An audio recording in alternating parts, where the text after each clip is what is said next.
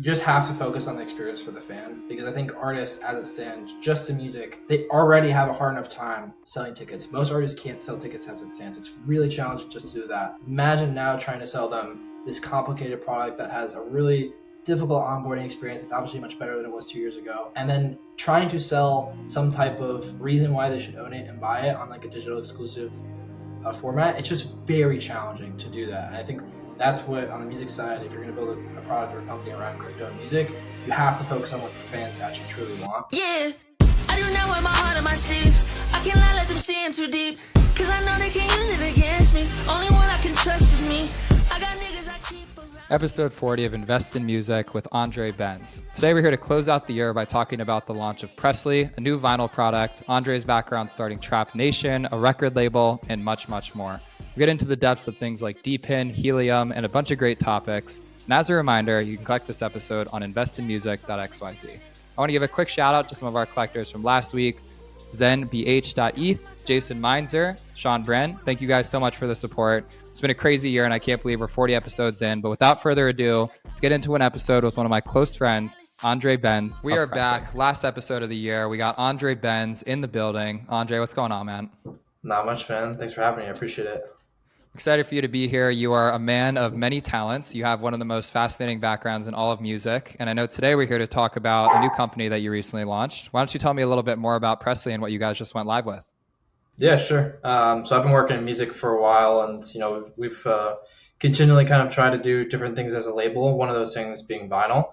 Vinyl has always been kind of like an issue in the music industry. It's never been easy to do. It's always been pretty complex. So throughout experiencing some of these complexities in vinyl, I started to create this startup that essentially is aimed at solving solutions to all the problems that go on currently, like production lead time, logistics between operations on the factories, and then the artists not really understanding how to deliver certain PDFs or design files, etc. Basically, an all-in solution that makes it easier for artists to basically design and kind of build and launch their own dream vinyl.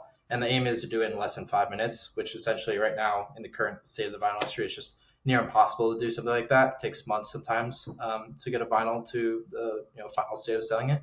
So we just launched about 2 weeks ago, and we're doing quite well. We have about 100 beta signups so far from all independent artists from all over the world. I'm working with a few other artists right now to kind of like launch their vinyl sales. We just launched our first one 2 weeks ago with Dylan Sinclair that did really well. And it seems like their fans were super excited about it. I want to go really deep into the whole vinyl world because it's something that has a lot of parallels with which we talk about on this podcast. But before we do that, your background in music is exceptional. It's a story that I think everyone should hear. Why don't you talk a little bit more to me about how you got started in music and then how that brought you to launching something like Pressly today? Yeah, sure. So I got started in music 11 years ago, almost 12 years ago now. I started a company called Trap Nation, or officially it's called The Nations, which is essentially a large YouTube network of music curation channels. The first one that most people know is called Trap Nation. It's big on YouTube with about 30 million subscribers. I started that when I was 15 in high school. It was more of just a hobby. I just did it because I wanted to upload music that I really liked, that I would listen to when I was gaming on like RuneScape and stuff like that. And then throughout the years, it just blew up primarily, actually full circle. Back then, the main app that was driving a lot of songs to blow up was called Vine. So what I would do is I would find songs that were blowing up on Vine, particularly dance remixes of big pop songs, and I'd upload them to YouTube. And then the channel blew up when I was around 17 in high school. And then last year, high school really took off. I think I remember doing an interview with my high school newspaper when I was a senior in California, Menlo Atherton, and I think the channel was around 2 million or like 1.5 million subscribers around then. Which at the time, YouTube was a much smaller platform back then than it is now. So it may not seem that much. And then graduated high school, moved down to Los Angeles, started the company. And then off that label, we started a record label as well, a publishing company. I do artist management on the side as well. And then, throughout the years, I think the last 6-7 years, we've really developed the record label to be our main focus now as a company. And then obviously, like I said before, because we work in so many different, especially me, work in so many different parts of the music industry, from the record label side to the artist management side to the music promotion and marketing side. Record vinyl has always been an interesting part of our strategy as a record label, because a lot of the artists we sign are like alternative rock and punk rock, which are fun to work on, and a lot of their sales come from record vinyl, and it's never been easy for us to kind of like operate in that sphere. So I thought it'd be interesting to start a company with my knowledge, at least on the marketing side, and coming from a person that works on the label side and the management side, to build a company that can provide solutions to a lot of these problems. So that's essentially what allowed me to kind of launch Pressly. It's more of a passion project for me at this point, just providing solutions for problems that I experience, in the music industry personally. But I know there's a lot of other people that experience similar problems. So that's kind of like where we're going at it right now.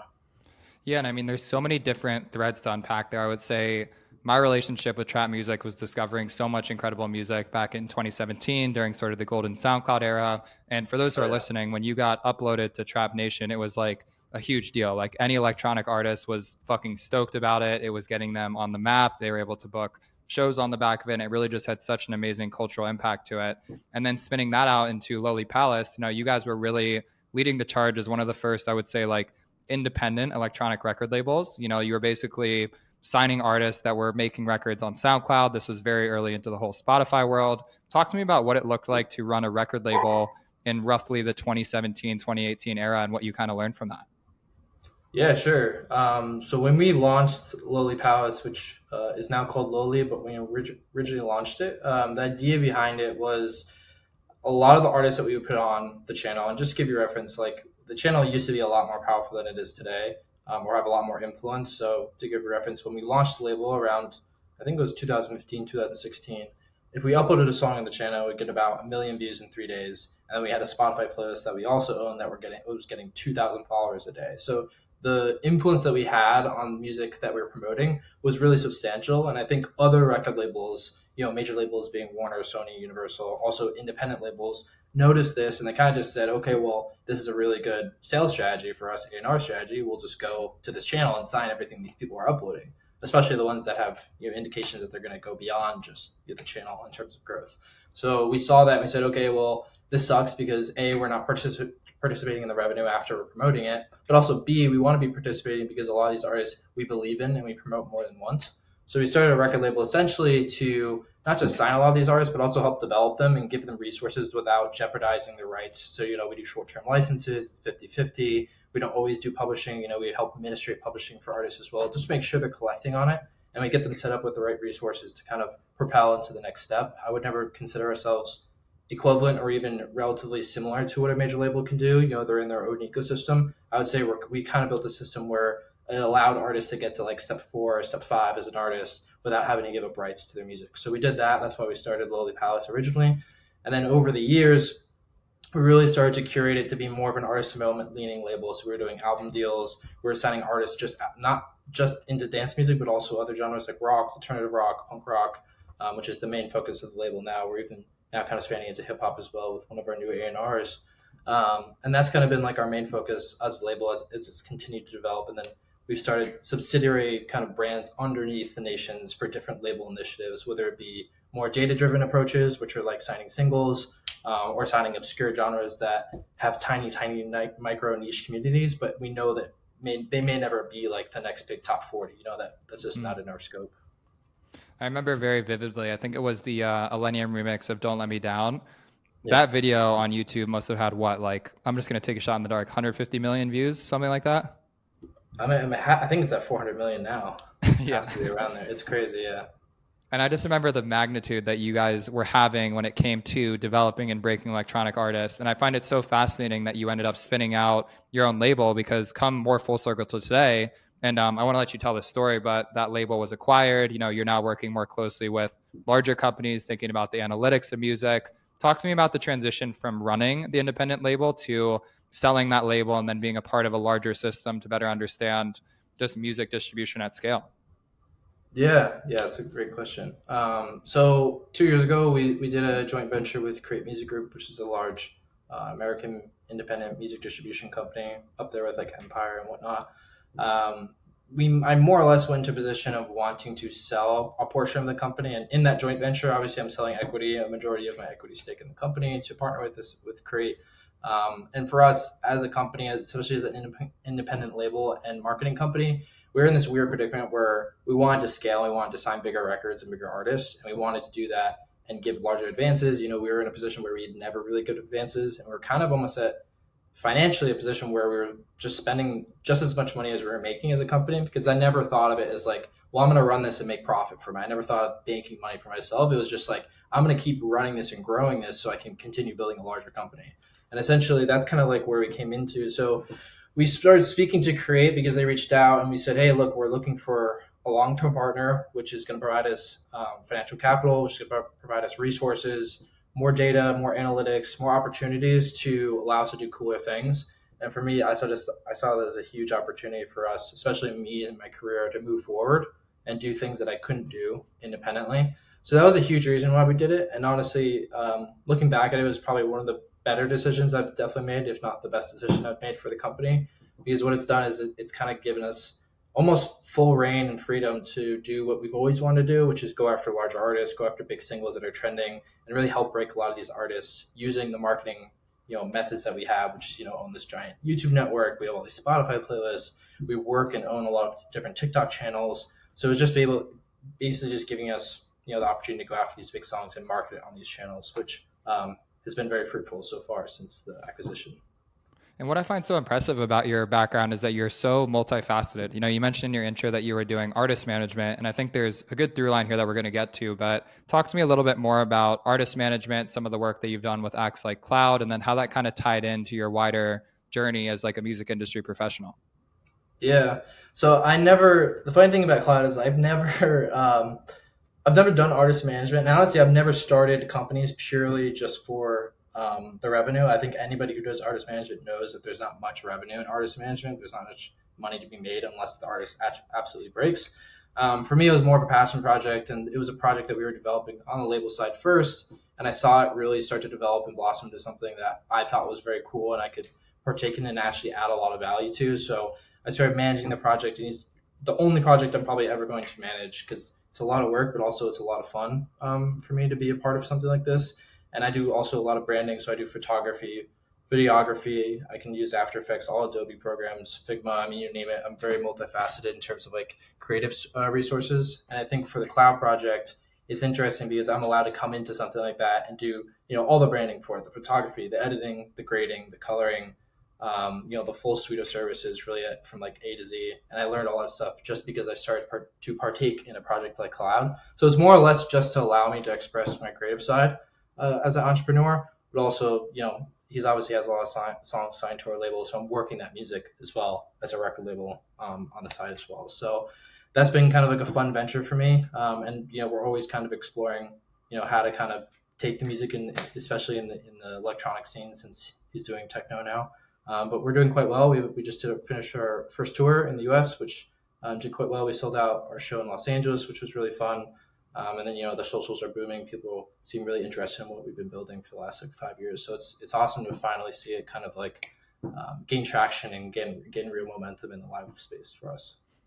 And I think this is a good through line into sort of the on-chain music space because you were managing KLOUD, 2021 comes around, NFTs start being a very popular conversation. For context, me and Andre have always had a history of just like remotely being involved in the crypto space. Andre's just tapped in. So we've been trading shitcoins together since 2017. But what I'll say is that where it becomes more practical is that 2021 comes around, KLOUD does a major generative art drop. That leads into the formation of something which becomes SoundMint. Talk to me a little bit more about that journey and that progression, working with an artist that wanted to be active in the crypto space. Yeah. So like I said, I've always been active in crypto space. So as the artist KLOUD, more kind of like behind the scenes, but we've always wanted to find a way to integrate the project in a more, I guess, like progressive manner, but also more on the technology side, just because the project is the brand is very much so about technology and whatnot. So we kind of saw an opportunity around 2020 and 2021 with kind of the boom of NFTs to find an in that world without doing something that we felt like jeopardized the brand. We did this generative art NFT drop with SoundMint, which is a company that I also founded as well at the time. And the whole goal of it was essentially to allow people to collect a 101 unique collectible out of thousands of an actual song that was created. And the way that we do that is we basically break down, stems, different parts of a song, like a bass lead, a drum lead, vocals, kicks, etc. And we create 20 versions of all of them in the same key and BPM. And then we give it to basically a code and it would just randomly export a different variation of it. So you could create thousands, actually millions of different variations of a song. Obviously, if you listen to every single one out of a million possible combinations, a lot would probably sound quite similar because some of the sounds are more prominent than other sounds. So we slimmed it down to about 5,000 collectibles for that drop. And it sold out, did really, really well. We were super proud of it. And that kind of launched, this kind of experimental idea where we said, okay, well, what if we did these drops for more artists outside of just KLOUD? At first, KLOUD was just kind of a beta for us to see if it would work, and it did. And we tried it with a few other artists, and it was one of these things where, as a business, probably not the best idea, but as an actual idea from an art perspective, it's super, super fucking cool, especially if artists can make money or revenue from it as well and get paid for their work. But it's just about finding market fit, and if it's something that can scale, can it be something that would be able to afford a full-time team running it? And I think we came to the solution where it's like, okay, this is not something that's going to be able to scale as maybe a full-time company, but there are technologies that we built as a company that I think would eventually be usable, especially in like either not even the crypto space, but also just from like a musical side as well. Is it safe to say that the learnings from SoundMint is what informed Pressly as a product and sort of where you guys are today? Or what would you say the relationship was between everything that happened with SoundMint and the creation of Pressly? Yeah, I definitely think it was. I mean, with SoundMint, our entire goal, again, was to create a new form of a collectible. And I think what we realized from doing it is like fans, they were really interested in it, but I think it almost seemed like people always wanted something more tangible. So we kind of took a step back and we said, okay, like what is the most tangible form of collectible, ironically, that we could sell and allow artists to actually sell to their fans and be proud of what they're creating, and didn't feel kind of iffy on whether they want to do crypto or not do crypto. So we decided on doing collectible vinyl, and then when we were getting into vinyl, we spent 8 months basically researching the vinyl industry. What does it look like? Who are the consumers? Who's buying it? Why are they buying it? How much are they buying it for? What do they do after they buy it? Are they playing it? Are they reselling it? What does that look like? And we basically came to the conclusion that the current state of the vinyl industry actually is the collectible form of music in its current state, and it's been booming for the last 20 years. And I feel like not many people have kind of paid attention to it. So we found a market fit there. We actually built a really cool product around collectible vinyl. And then as we were building this product, we said, well, wait, this is really complex to create vinyl. Even for us, coming from somebody that has 11 years of experience in the music industry, is very complex still. Why has nobody provided just basic solutions, like created a tool where you could just upload your pictures and sell your own vinyl and stuff like that? So that's kind of where it led into Pressly. We're like, okay, we're actually just going to create this tool where artists can sign up and create a vinyl in less than 5 minutes. As simple as it sounds, it worked. And then, now we're actually building revenue. We're looking near profitability soon, which is really great.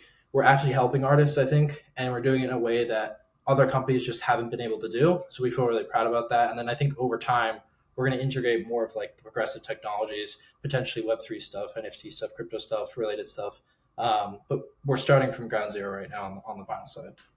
And what I find so compelling about that progression is, for a period of time there during the whole mania in 2021, it was kind of like the bigger and crazier the idea, the better. You saw like multi-million-dollar drops happening. You saw crazy floor prices, crazy volume and whatnot. And I just find it very poetic that you guys went from doing like 10,000 generative songs to a company that just sells vinyl. And I think there's something so beautiful about the simplicity of a product that we've all known and love in music for so long, but that there wasn't just a clear interface for it. Like there wasn't just a simple site that you could go and just make a vinyl. There wasn't a modern age design around how you go and actually purchase vinyl. You guys have this concept of crowd pressing, which I think is so fascinating. Talk to me a little bit more about the opportunity that exists within the vinyl space when it comes to modern age products, digital solutions, and how that can kind of inform the customer journey.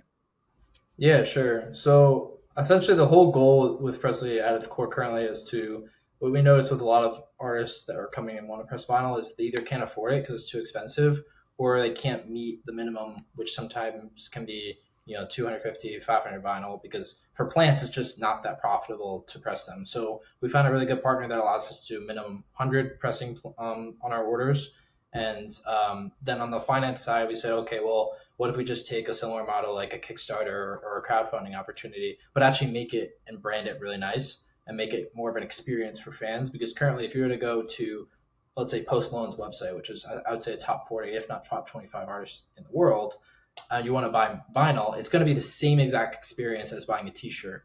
But the customer that is buying vinyl and that is buying a t-shirt, it should be a different experience because they're buying vinyl. At least most people that buy vinyl now are buying it as a collectible, whereas they're buying a t-shirt as something they're just going to wear and maybe go to the gym in or whatever it may be, or go to a concert and wear it. So we thought, okay, there's an opportunity from the consumer experience side because we researched and we said, okay, 50% of the people that buy vinyl today, they don't even own a player. And we also did a bunch of customer interviews or fan interviews of different artists.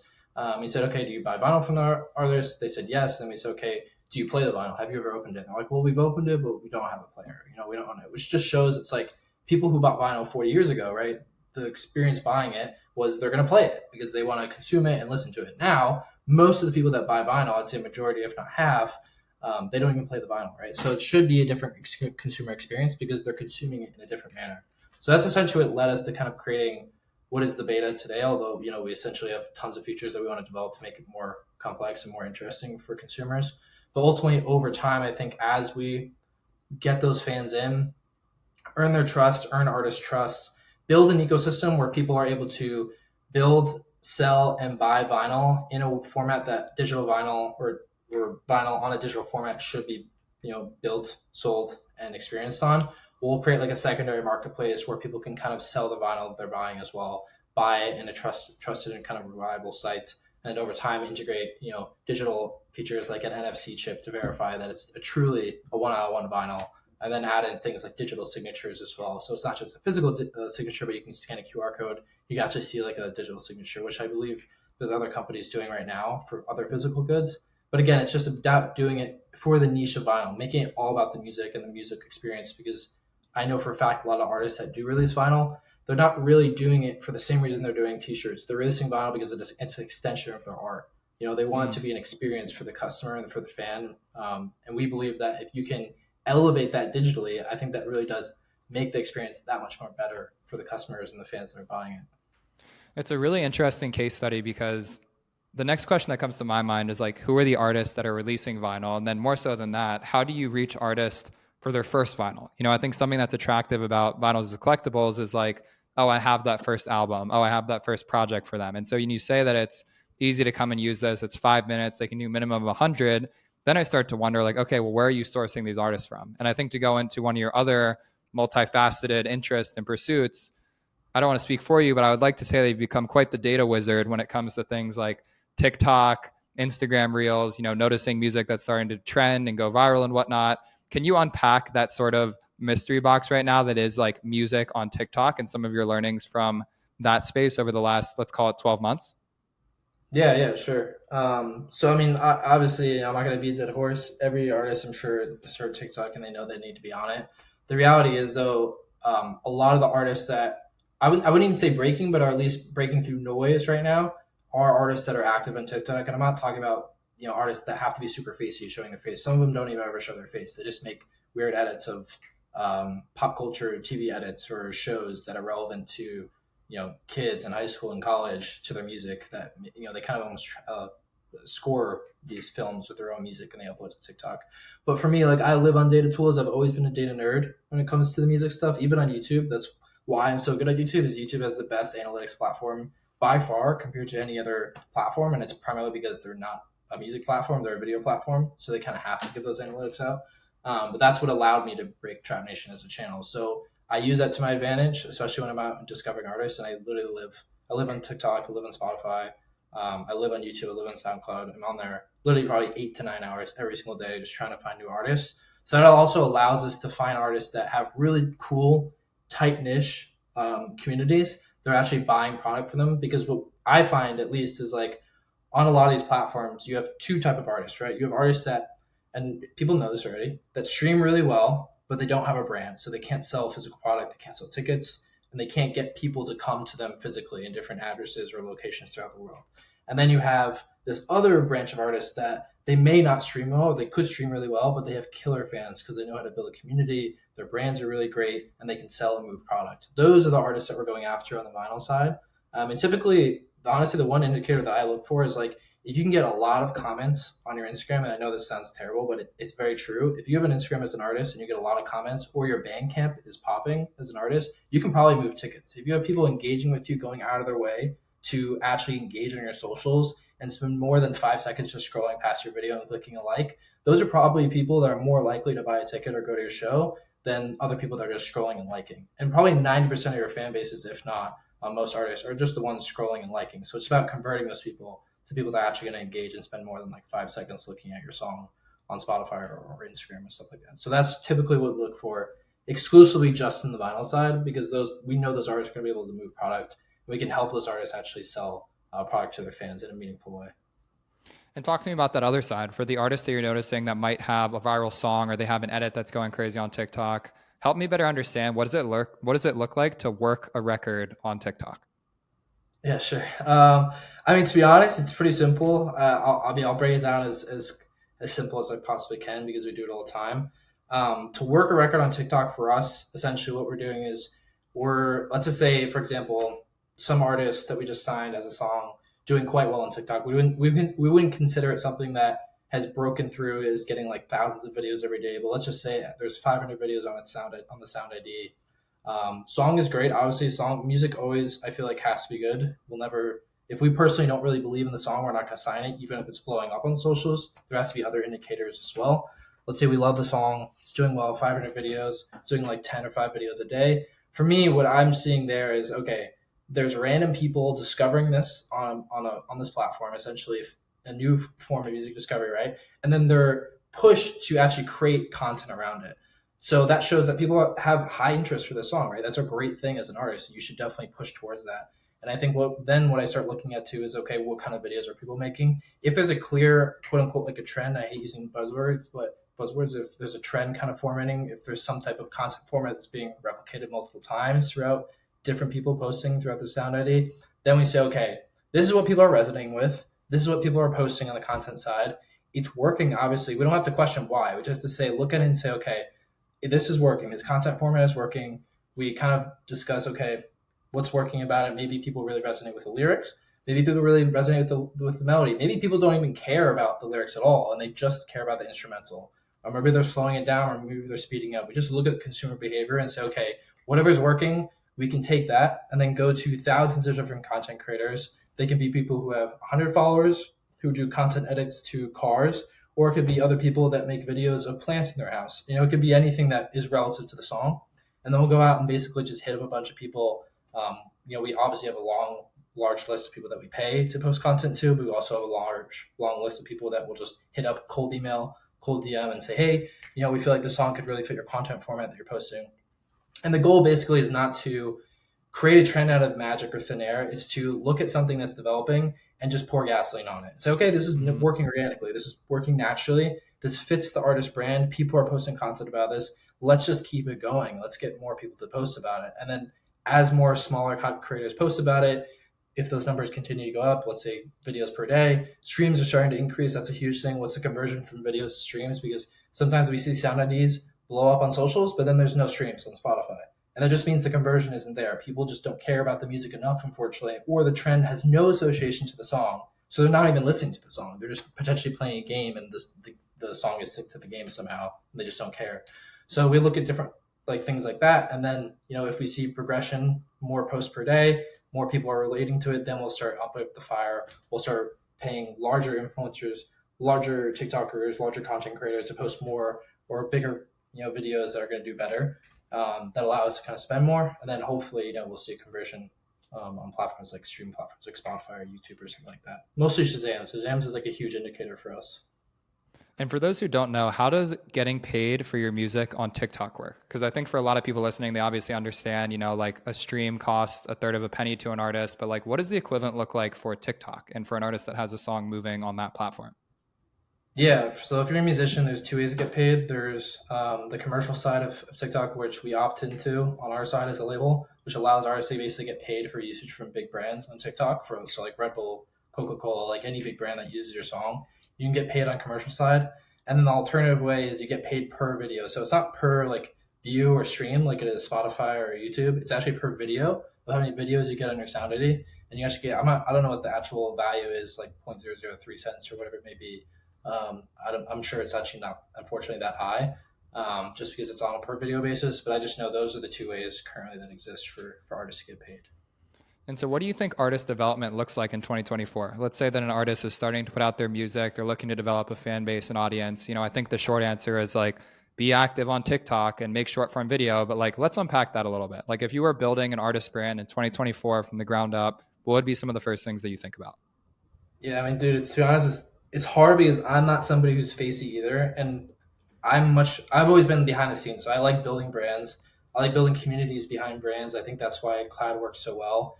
I mean, even for us on Cloud, right? Like we don't even. It's coming from a person that lives on TikTok 24/7. Our only TikTok strategy is uploading videos of him playing live from the fan perspective on his TikTok because that's our only objective right now as a project. And this kind of breaks down my answer to what you asked. It's like, but find your objective as a musician. If your objective is to just stream and get as many streams as possible, then you'll probably want to build a campaign around that. If your objective is sell tickets, sell the experience to fans. Sell the experience that, hey, these are the best shows you're ever gonna go to. These look so fucking crazy. You have to be there. So that's essentially is our goal on TikTok. Honestly, we do it better, way better on Instagram than we do on TikTok. I don't think you have to focus on one platform. Truthfully, if your content does better on Instagram, focus on Instagram.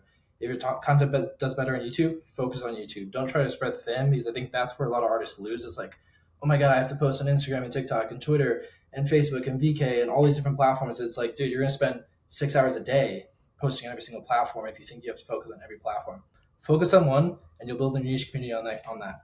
The thing with TikTok is like, it's not like Instagram where on Instagram, it's all about your grid and it's all about how engaging the content is on the explore page and how people actually interact with it. With TikTok, and also the other thing with Instagram is the more you post, the more it hurts your profile. With TikTok, I mean, most people say they recommend posting four to 5 times per day. Sometimes it's like, obviously output like that from an artist is near impossible. And I would say I would never expect any artist to do it, but find your format that works, find a format that works for your brand.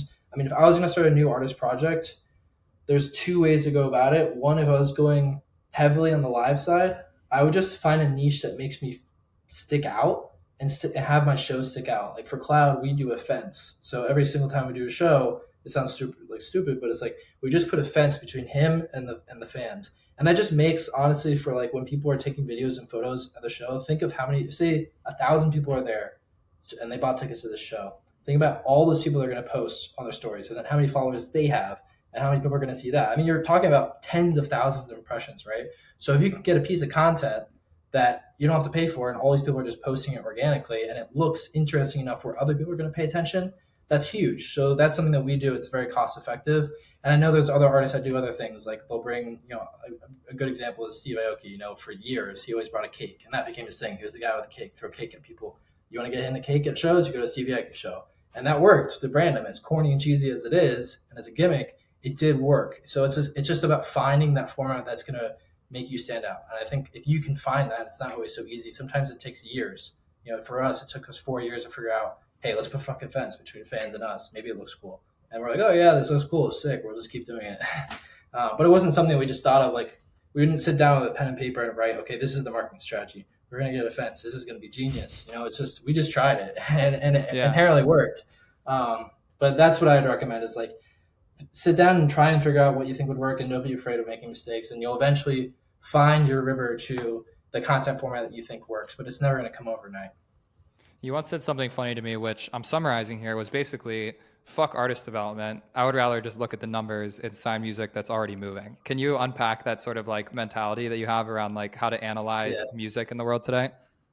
Yeah, I mean, so from a label perspective, and the thing is, I do artist development, and we do artist development as a label. We have different labels that do different things.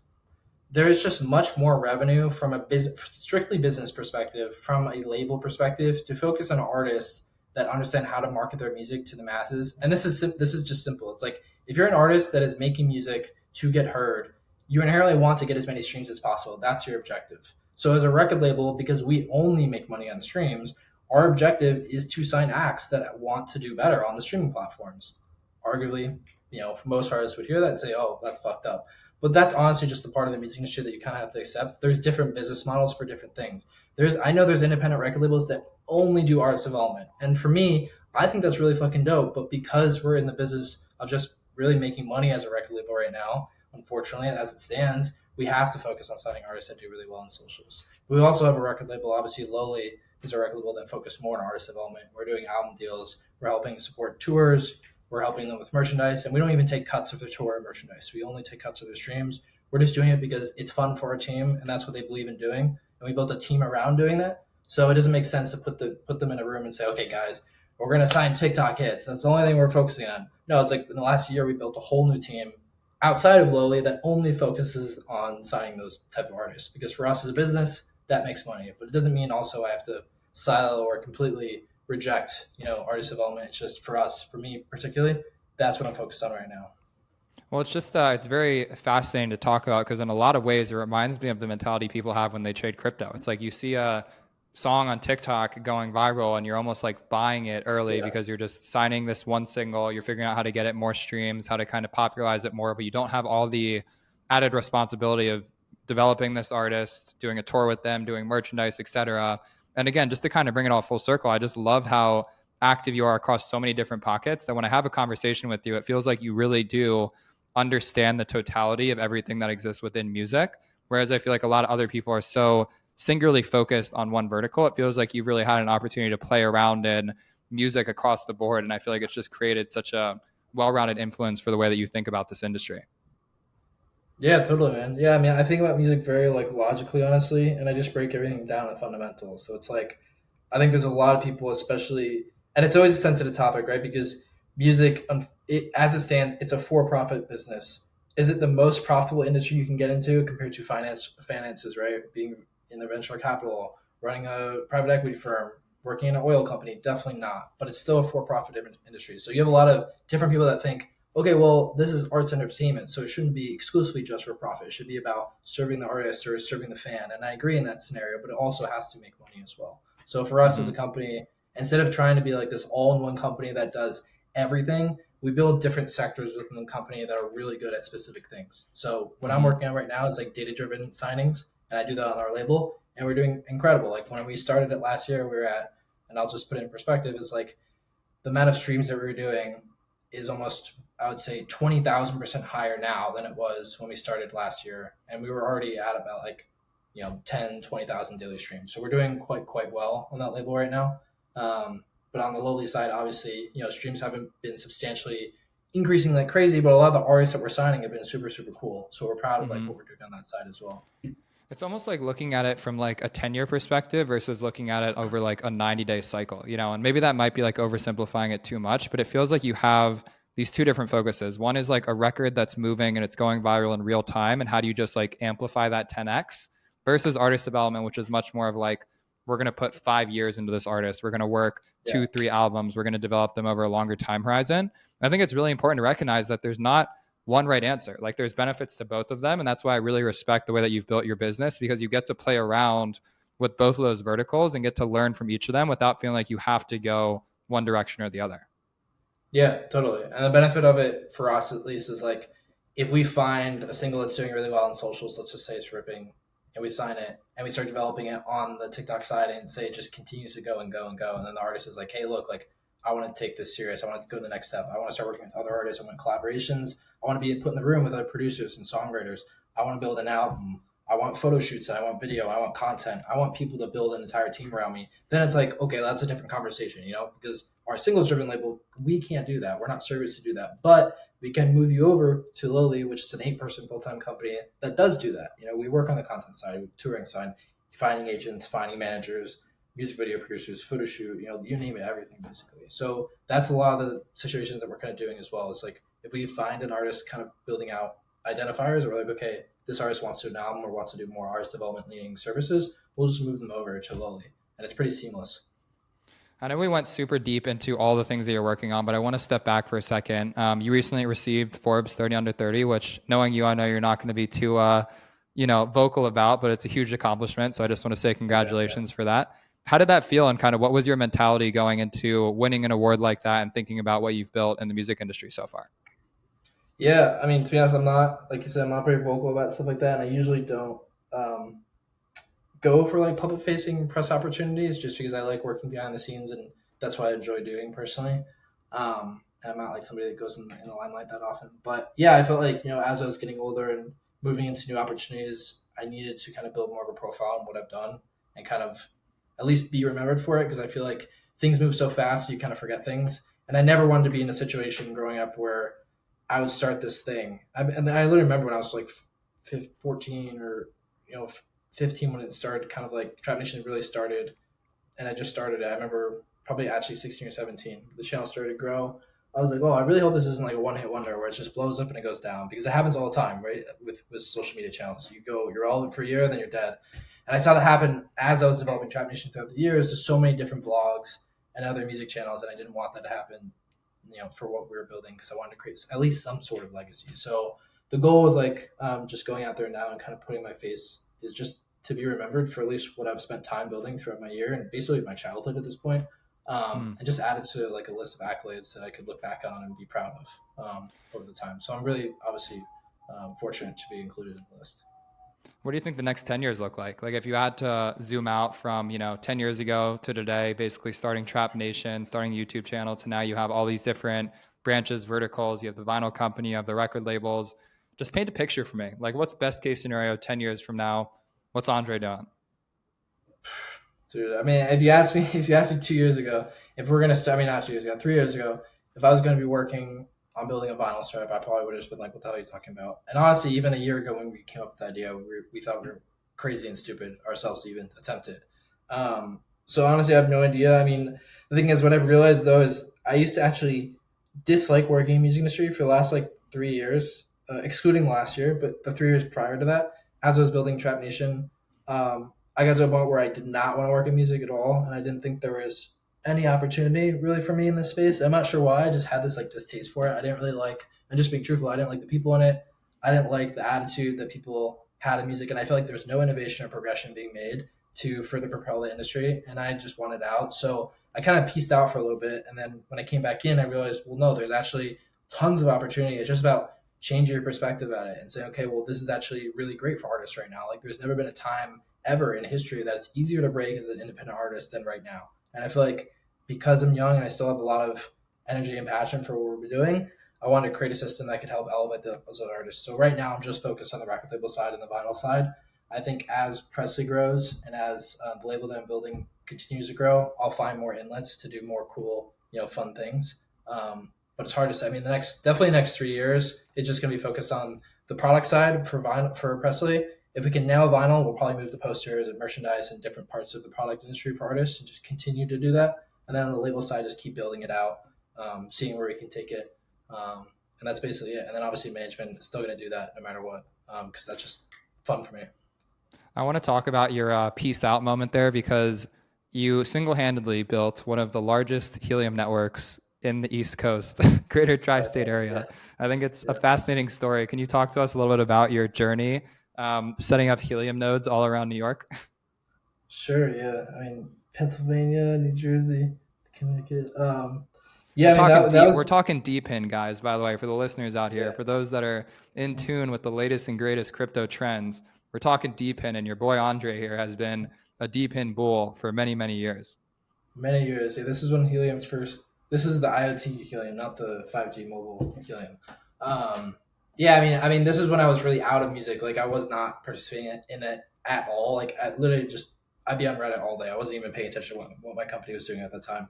I discovered helium through my close friend Carlos, and we basically said, hey, this seems like a really cool idea. I remember getting an ad on Facebook where it said, you can get paid in some type of token for providing your free internet bandwidth. And I just thought it was super cool. And this is prior to being listed. AT&T wasn't listed anywhere. You could only buy it in Telegram chats. It was 3 cents, something super cheap like that. And we said, okay, yeah, screw it, let's do it. So I bought a hotspot. A year later, my friend Carl said, hey, check your hotspot. And I was like, yo, there's $9,000 of this token in here. What the hell? So we said, okay, well, maybe there's an opportunity here. So we bought hundreds of hotspots, and just to give you respect, 400. I bought 400 hotspots. So I was $50,000 to $70,000 deep probably at this point. And the funny part about it is I was the one going out and setting them up. So I basically would run ads. This is where I learned how to do paid media. I'd run $100 a day ads. So I was spending thousands of dollars at marketing, hey, get paid to put in these hotspots in your house. You'll participate in revenue, whatever it is. So I set up 400 of them throughout Pennsylvania, mostly New Jersey, because that's where I live. New Jersey, New York, Connecticut, and I think Connecticut was the farthest I'd go. I don't think I went to Massachusetts. And initially it was me setting them all up. So I built a sales funnel through Monday.com. I built this whole CRM basically where people would submit a form and their information would go in.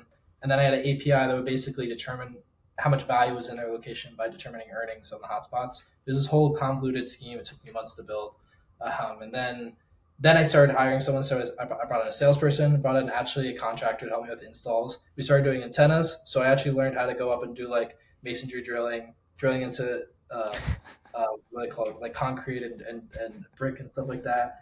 And we actually did really well. I think we're the largest network for helium hotspots on the East Coast. And the ironic part about it is you have this internet kid who's probably never touched a drill bit in their life, now going on people's roofs with a ladder, giving them like paying them Venmo, $30, $40 or whatever to put these hotspots in their house. And they're just like, well, dude, they always say like, you're so young. Like, is this what you do? I'm like, well, no, I actually do this other company too. And I show them a channel. And like, I'm not exaggerating, probably 75% of the time I'd show this channel to somebody, their eyes would just get like wide. They'd be like, what are you doing at my house? Yeah. And why are you installing this thing with my Wi-Fi? But then, it became diminishing returns because the more hotspots I go out, the less earnings. And then it became a point where I was actually losing money. So I said, okay, I'm going to actually decommission this project. I got back all the hotspots. I sold them and I basically kind of just like called it quits. I earned a bunch of helium off it. Obviously, I'm still a big believer in what they're doing. But I don't really think they do the IoT thing anymore. They're more focused on like 5G, LTE networks and whatnot with their T-Mobile partnership. Yeah, and for those who aren't familiar, helium, Andre mentioned it there. At one point, I think it was trading at like 2 or 3 cents a token, and then peak bull market 2021. What did helium get to? Like $80 a token, something like that? No, I wish it was like, I think the peak was like $60 or like 55, which is absurd. I think it might have even actually been higher. It was just absurd though. Yeah, it was crazy. It was like a multi-billion-dollar token, and Andre's just out here setting up hotspots in your local neighborhood, like just making it all work. I would do it now if I could, but I don't have the time, unfortunately. Yeah. I mean, the reason that I say that is just to say that like you're never too busy to find a good opportunity or to find like a good venture, and I just found it so amazing that, you had all the success with Trap Nation, you had this label going, but then you're like, yo, like maybe I should just set up some hotspots around town, And now come full circle, 2023 going into 2024, what's popping in crypto land today? You have all of these DePIN networks. You have the Helium mobile token going crazy now. You have Demo going crazy now, all this stuff. And, I always just find it impressive, man, that one way or another, when it comes to like the latest and greatest trend on the internet, Andre's in the weeds, somewhere in there, man, He's out on those roofs setting them up. Yeah. I mean, dude, if there's an opportunity to make money doing it, I'm down to spend time investing how to partake in it. But more or less, honestly, I think my biggest pro and my biggest con is I get bored very quickly of things. Super fast I get bored, and I thrive off seeing like not progression, but like an increase in something. Like, okay, either my revenue's going up or my charts are looking good, or we're doing better than we were doing yesterday. So it's just like I work very well in those environments, and I love learning new things. So that's all it was, is like I just saw this opportunity where it's like, well, I can learn paid media and I can learn how to do contracting stuff, which I think is cool. And I could be personable. I could actually talk to people and go to people's homes and actually feel like I'm doing something more relatable to the everyday person than just being inside my house, signing music and going on phone calls all day, and not actually interacting with that many people every day. So that's more or less why I did it. And it worked out very well. I learned a ton of stuff from doing it, obviously, which I'm super grateful for. Would I do it now? No, because I'm more focused on the music side. But at the time, I had nothing going on. So I was just like, oh, I'm going to try this. And what is it about these 400 hotspots later that were installed and then recalled? We're running it back with the mobile phone now. What is it about these networks that stood out to you? Because you and I were texting yesterday and you're like, oh, I think that this project still has room to run. And I was like, yeah, but like it feels counterculture. And then you said, you're like, I love counterculture. Like I only trade counterculture. Like explain to me your wider thesis about these like decentralized infrastructure networks. Yeah. And the thing is, I don't trade them much. Like I'm in it from the perspective of like being on Twitter and actively being in groups that talk about it. Like my close friend group are all people that hold a lot of these tokens, like big whales in the DePIN kind of community, because we've been in it for so long. So we're just so invested. So outside of that, I don't really trade or do anything else. But honestly, it's just like from the perspective of the helium stuff, when I first got interested in it, it was just like, oh, it's a genius idea. Like get paid for sharing your extra bandwidth. Like that's such a simple concept you can sell to anybody. And that's why I was like, okay, this is really cool. Like I wasn't somebody that went super deep into the tech. Eventually I got super invested into it. I started learning what LoRaWAN was, the gigahertz, what different devices operate on this like small micro kind of network, like super low bandwidth network. And then I got really invested in it. And then now I think with what they're doing is they're kind of taking the same exact concept that they built 3 years ago with these LoRaWAN hotspots that I essentially now think are kind of worthless in America because LoRaWAN doesn't really do anything in America. It's more actually useful in places like Asia and Europe, but it's just not something that would fit in America. I think what they're doing now, though, is they're taking the same concept. Oh, get paid for for usage, get paid for participating, basically. But now it's with actually a cell phone plan that anybody can basically go on. Anybody can go on their app store or their Android phone, download Helium Mobile, switch over your network from Verizon, AT&T, whatever you have, to Helium Mobile, like an actual cell network. And you get 5G, LTE, whatever. You pay $20 a month, and you get paid for basically mapping, which is, I guess, is like sharing data or sharing extra bandwidth or whatever it may be.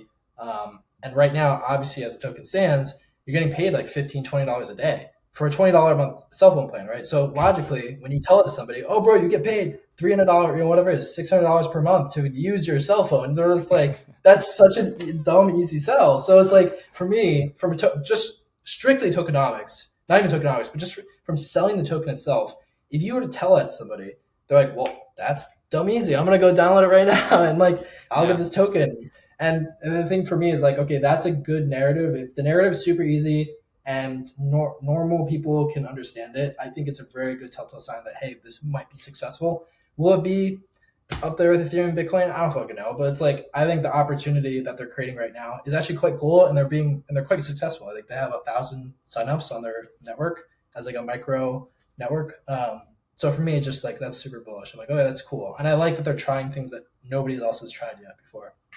All I know is that I got a Saga Solana smartphone, and I'm going to be on Helium with that bitch. You know what I mean? Dude, you can sell it on eBay for $5,000 right now. Oh my God, it's hilarious. What I'll say, like, taking a step back, is that I love the simplicity of the meme. It's something that I've been challenging myself to think way more about, where it's like, even demo, right? Drive to earn, or like you were saying, like, use your cell phone and earn money. Like, the stupider the meme is, the more simple it is, the more that like the average Joe on the street can pick it up, the wider the market opportunity is. And I think that's so important to talk about on here, because we talk about music, right? And then we talk about crypto, and then we talk about the intersection of the two. And it's like, you can get so complicated so fast that I think something that I'm really trying to focus on is just zooming out and just dumb this shit down. You know what I mean? Like, go down to the fundamental principles. Like, this week you see meme coins pumping, you see a token of a dog wearing a hat, and it's like, oh, the dog has a hat. That's the meme. You know what I mean? And then you have people that are like 50 million levels deep on like crypto security layer 2 scaling, ZK sync, roll up stuff. And it's like, bro,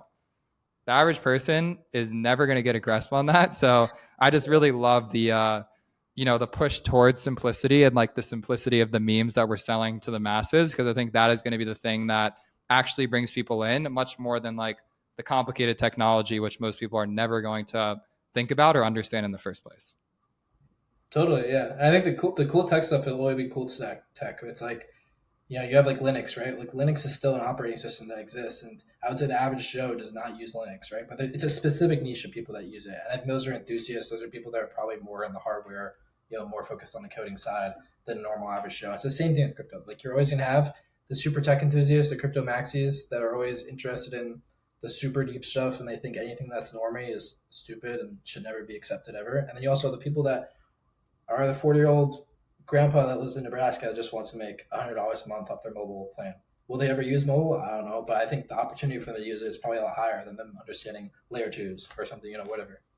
Dude, it's so powerful when you set something up. This was what happened with me in Demo this week. Is I registered my Tesla to it 8 months ago, and then I just saw the token was up, and I came back and I had like $7,000 of tokens just in my wallet. Yeah, and when you have that moment that you do absolutely nothing, you just like turn something on to power a network, and then you come back and you have like monetary value. Like, that in and of itself is like the single most powerful moment that crypto could possibly have to offer to someone.